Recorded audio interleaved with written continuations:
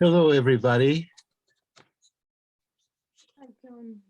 Welcome to this, our second of 4 scheduled meetings.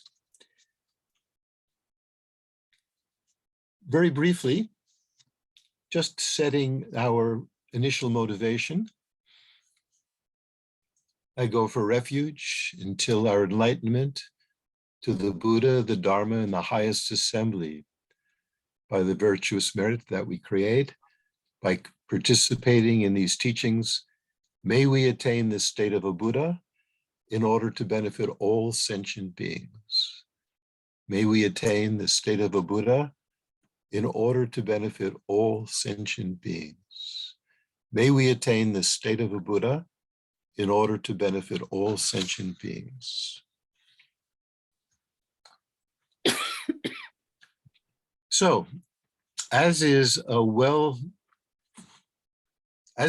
known and presented in the material for this session, in his first discourse given in Sarnath when he was 35 years old, some weeks after his attainment of full enlightenment and under the Bodhi tree in Bodh Gaya,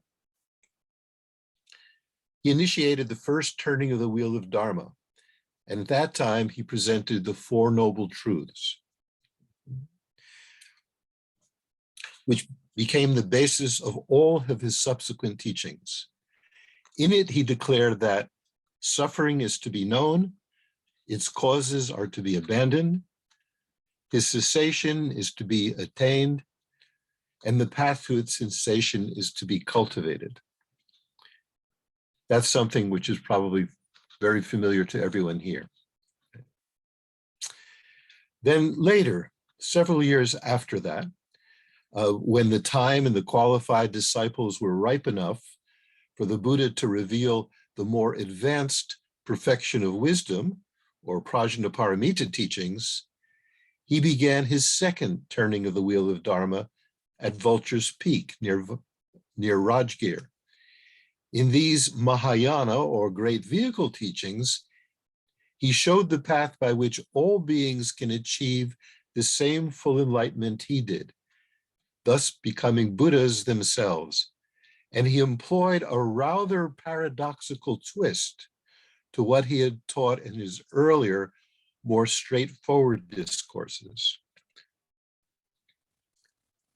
In such Mahayana teachings as the Heart Sutra, the Diamond Sutra, and so forth, Buddha declared, although suffering is to be known, there is nothing to be known. Although its cause is to be abandoned, there is nothing to be abandoned. Although its cessation is to be attained, there is nothing to be attained. And although its path is to be cultivated, there is nothing to be cultivated.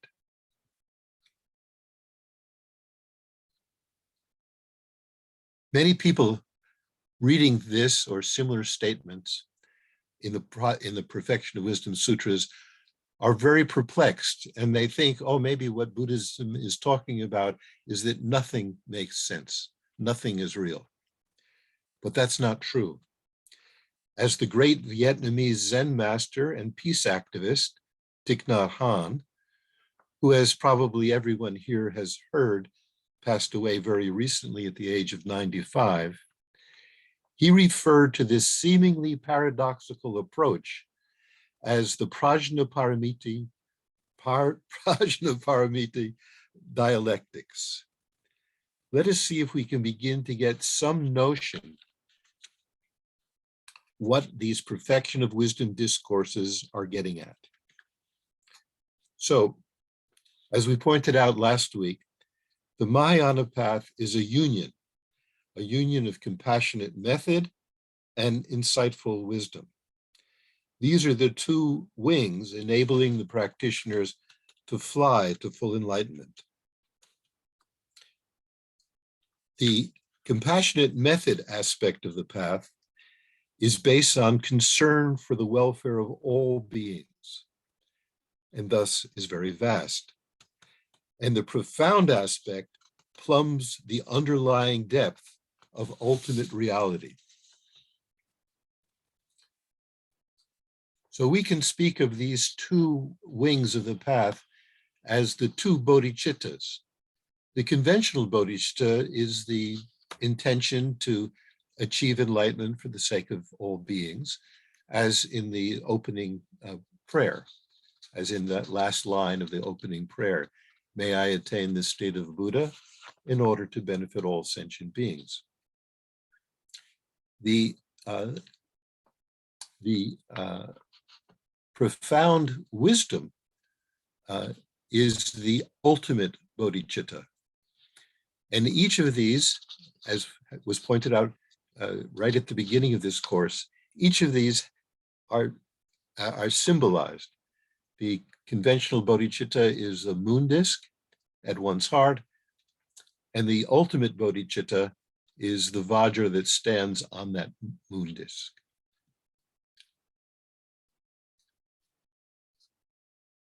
So when His Holiness gave a very, very brief teaching in one of the YouTubes that has been, whose link has been passed out to everyone,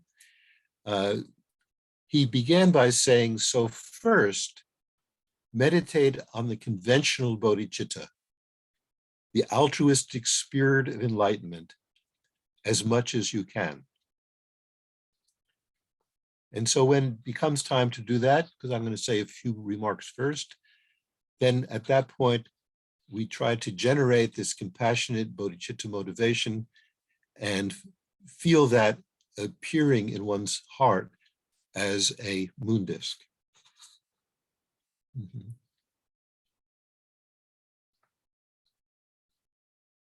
So to cultivate this loving compassion for all beings, we meditate on how we all share the same aspirations for happiness. Our lives are completely interconnected. And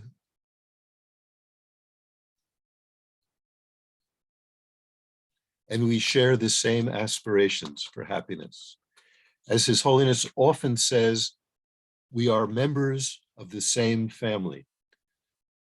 So as we cultivate this compassionate bodhicitta,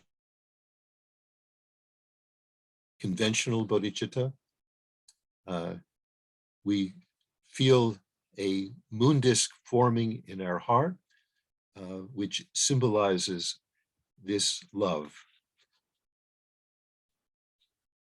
So our approach is to see all beings as our parent, our mother, our father, having been our nurturing parents from whose kindness our enjoyments and our very survival has depended upon. Think of all the time in our ordinary life we've received much support, like a nurturing parent, from many unexpected sources.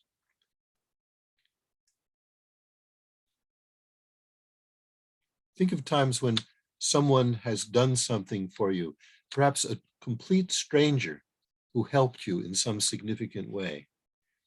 When the person is acting like that, the interrelationship between ourselves and others, this family type feeling, becomes very strong, at least for a few moments. We may tend to forget about that afterwards, but at the time that we receive that help, we feel so grateful. We feel like suddenly we have a friend. And sometimes that friendship lasts the rest of our life. Other times it may be forgotten. But it was very real when it happened, and it gave us the strong feeling of connection, deep connection.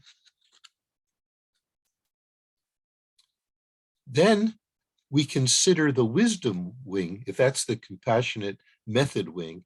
Now we consider the wisdom wing of the Mahayana path, bodhicitta. Although all beings are like our parents, there are no real parents to be found anywhere. There are no real parents to be found anywhere. For example,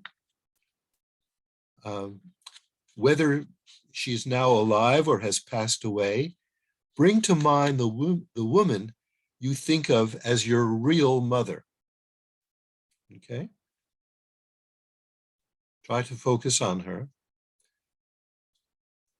Think about all of the things that she did for you, having given you birth, brought you up, and all the other activities of a mother.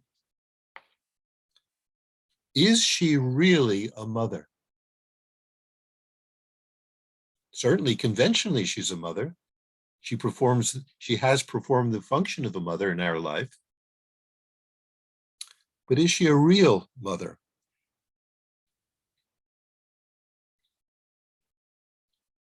Because she's not a mother to everyone, even in her own family. To your father, she's a wife. She is a daughter. To a clerk in a department store, she's a customer. To someone from out of town, she's a stranger. In and of herself, in other words, from her own side, intrinsically, self-existently, what can we say she is? Is she really and truly even a woman from that point of view? For example, to a mosquito who lands on her, she's a source of blood. To a pigeon flying overhead, she's a target to poop on. But although she is no one real thing from her own side, she doesn't embody motherness to everyone. Still, she does exist. She performs functions such as having given birth, being a wife or a daughter, swatting a mosquito, buying something in a store. She performs functions established by conventions of those beings who interact with her, which is the only way anything and everything exists, conventionally.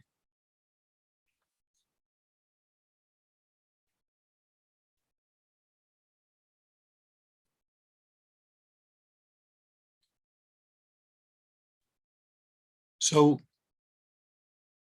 bring to mind again that moon disk for the bodhicitta.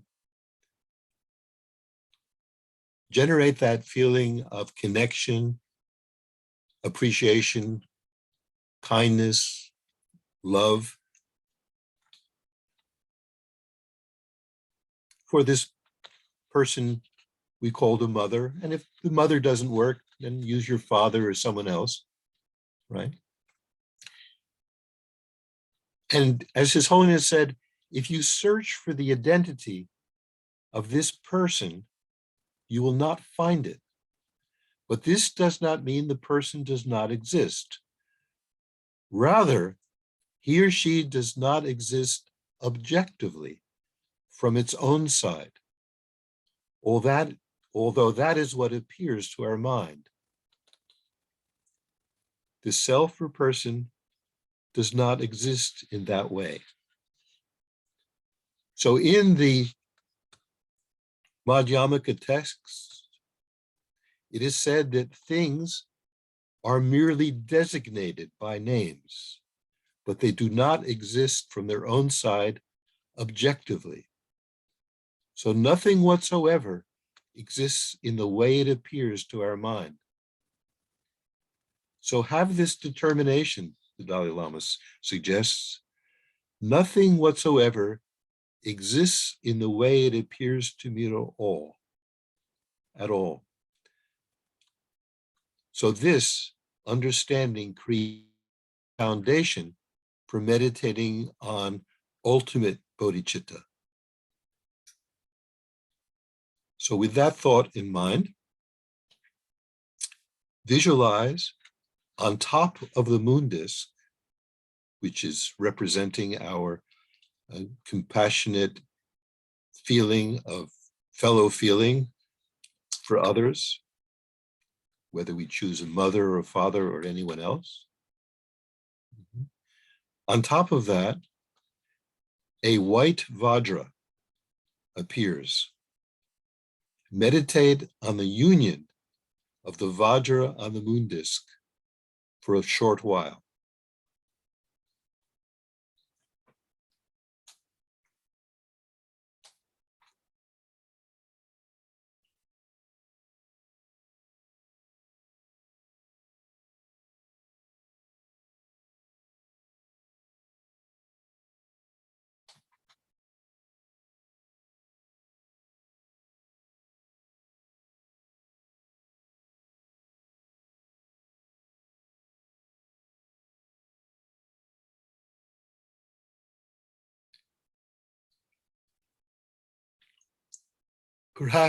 Perhaps after a while of thinking about a particular person,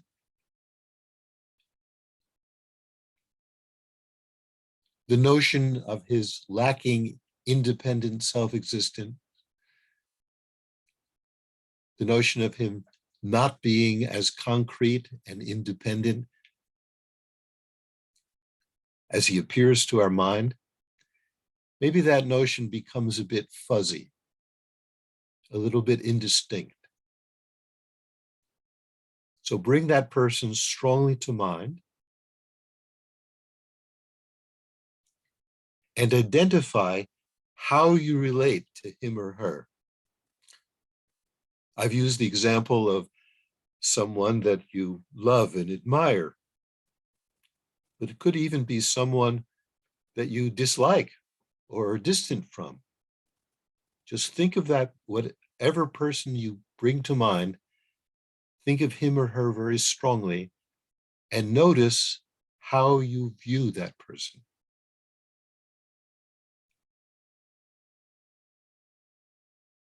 If you had to a word for what that relationship is, person,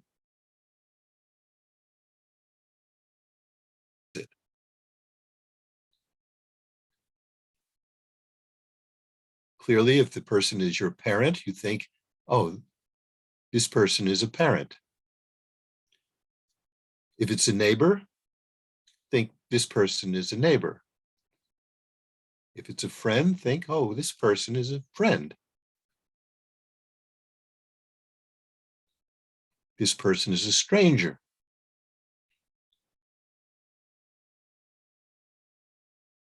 Or if you dislike this person, you might think, this person is a real enemy.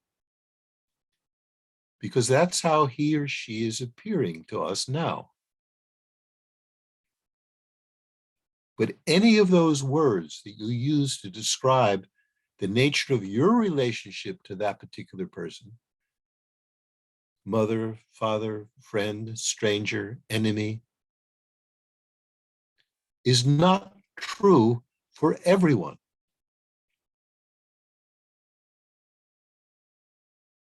The person who is a stranger to me might be a close friend to you.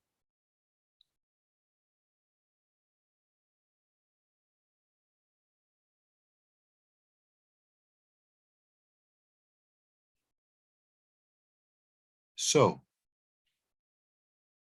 look again with penetrating wisdom to see that that person is only what we call him or her conventionally, according to our particular relationship, according to how he or she appears to us.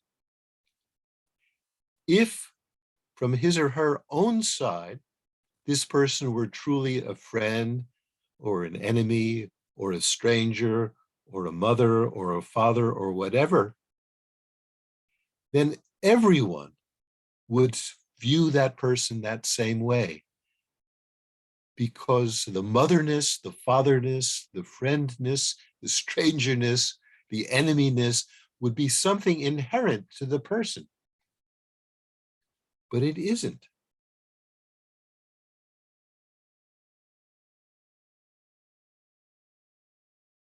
Nothing whatsoever exists in that concrete, independent way it appears to our mind.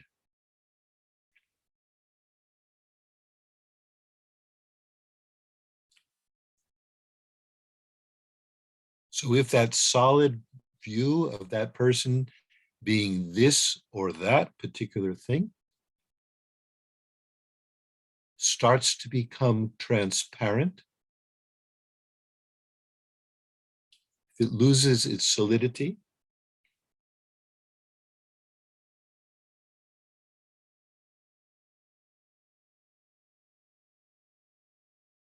then focus strongly on the upright vajra standing on the moon disk.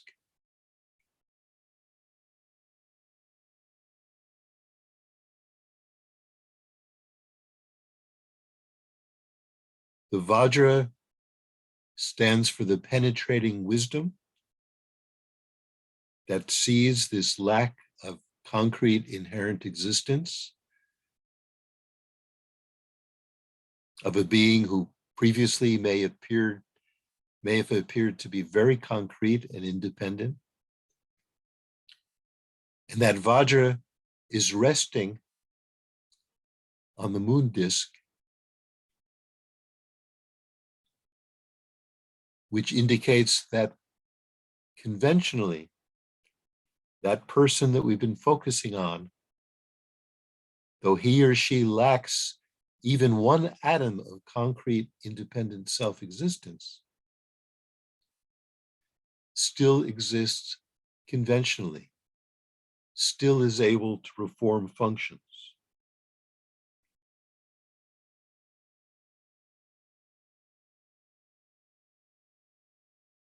Holding those two thoughts together,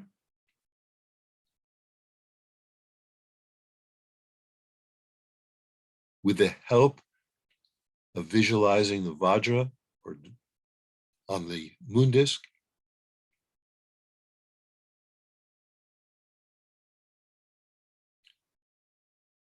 is a way of meditating on the union of conventional and ultimate bodhicitta, of method and wisdom.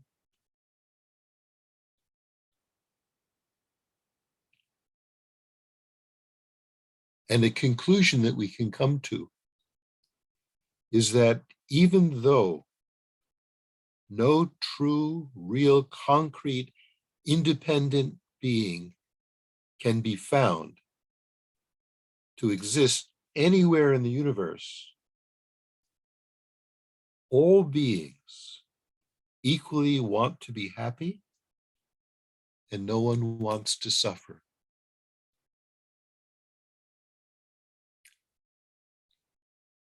If on one hand it's true that no being has this concrete self-existence that tends to appear to our mind when we think of someone or something, despite that, all beings equally want to be happy, and no one wants to suffer. Keeping those two in mind is the union of method and wisdom.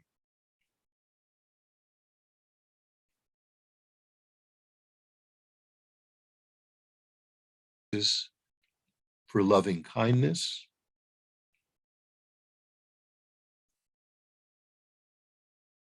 the way true real bodhisattvas behave all other beings wishing to attain enlightenment for their sake. And the vajra stands for the profound insight that nowhere in the entire universe is there even an atom of concrete self-existence.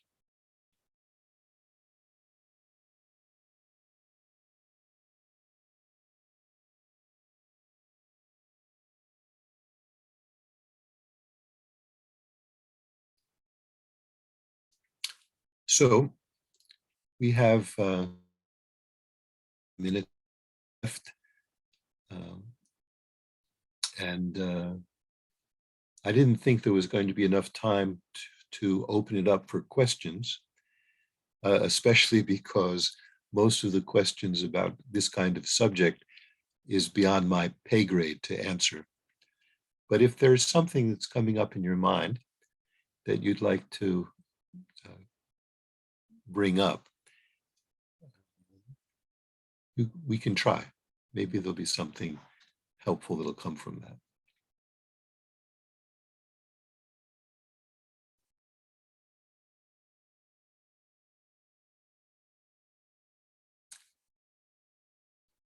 The suggestion last week for this week was to read that selection by where the Dalai Lama talks about how suffering is to be known, but there's nothing to be known, etc. And we can apply that same kind of logic to the way things and people appear to us.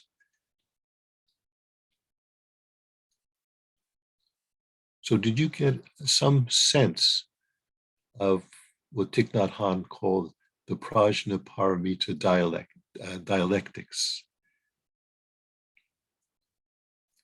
Maybe someone wants to express the thought that allowed you to relate to that?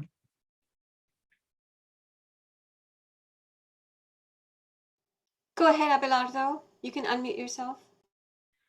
Yes. How can, if one hasn't sufficiently trained for the conventional bodhicitta and the ultimate bodhicitta, the wisdom of emptiness, how can one in one's mind have that integration, that fusion? How can one feel compassion for sentient beings whom ultimately do not exist? Okay, well, very good. First of all of this requires training, because both the conventional bodhicitta and the ultimate bodhicitta points of view are very, very different from what the vast majority of us think, the way we view things. For instance, as far as the conventional bodhicitta, many of our lives are governed by self-cherishing instead of the conventional bodhicitta of being concerned with the welfare of others. So that's something that requires training before we can get some kind of feeling for. And as far as seeing things lacking inherent existence, that's completely opposite to what all ordinary beings, how all ordinary beings view their so-called reality. So without some gradual training in this, it's impossible to just slam them together. But it is possible to approach each of these slowly and over a period of time, get some strength behind that attitude. So for example, as far as conventional bodhicitta is concerned, we can think about all of the kindness we have received from others, and then generate the thought of repaying that kindness.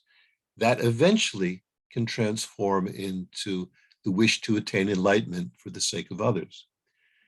And then by loosening the grip of the concrete self-existence of things, slowly seeing that the way we view things is not necessarily the way everyone else views it, which indicates that the qualities that we see don't exist in the object, but are projections from our own mind. Once we see that, what Lama Zopa Rinpoche often calls, once we see that hallucination, it starts to become thinner and thinner.